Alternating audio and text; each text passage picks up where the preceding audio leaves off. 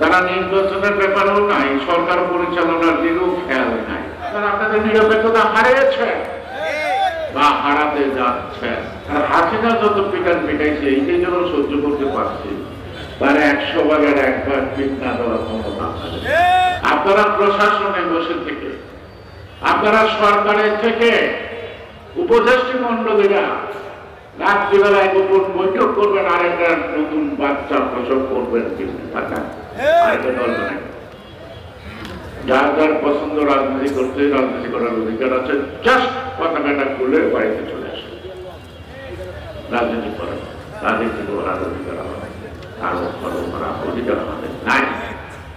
কিন্তু অন্তর্বর্তী সরকার, নিরপেক্ষ সরকার, আপনারা যদি এই কর্মটা করেন তাহলে আপনাদেরকে তো নিরপেক্ষ বুঝতে পারবো না। আপনারা আপনাদের নিরপেক্ষতা হারিয়েছে বা হারাতে যাচ্ছে। তখন তো আমরা একটা পক্ষ, সেই পক্ষটা হল জনগণের পক্ষ। জনগণ তখন আর হাত ধরে বসে থাকবে। আর হাসিনা যত পিটান পিটাইছে এইটাই যেন সহ্য করতে পারছি, তারা 100 ভাগের 1 ভাগ পিট না দেওয়ার ক্ষমতা আছে। যদি থাকতো তাহলে এই বুলডোজার দিয়ে এইসব অপকর্ম হইত না। বাচ্চাকে শনাক্ত করতে এখানে মনে হয় দেশে পুলিশ আছে, একে মনে হয় কোন প্রশাসন আছে, মনে হয় না। কারণ এই সরকারের দায়িত্ব এটা নির্বাচন করা। তারা নির্বাচনের ব্যাপারেও নাই, সরকার পরিচালনার দিকেও খেয়াল নাই।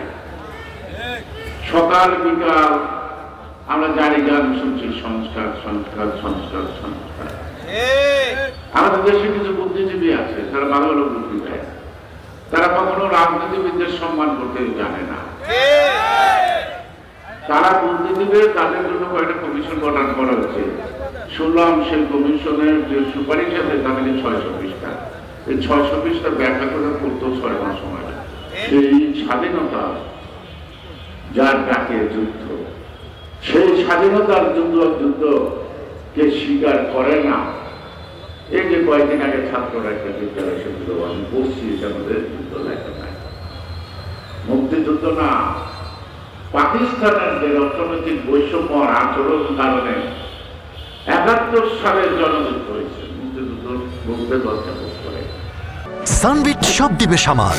সানবিট ম্যাজিক প্রেস ডিশওয়াশিং এর মাথা ঘোরানো সলিউশন। কিসের আলামত বুঝতে হবে, কিসের আলামত? তারা 7ই নভেম্বর জানে না, তারা জানেন 5ই আগস্ট, অর্থাৎ 5ই আগস্ট স্বাধীন হয়েছে। এর আগে দেশ কি ছিল? 16ই ডিসেম্বর দেশ স্বাধীন।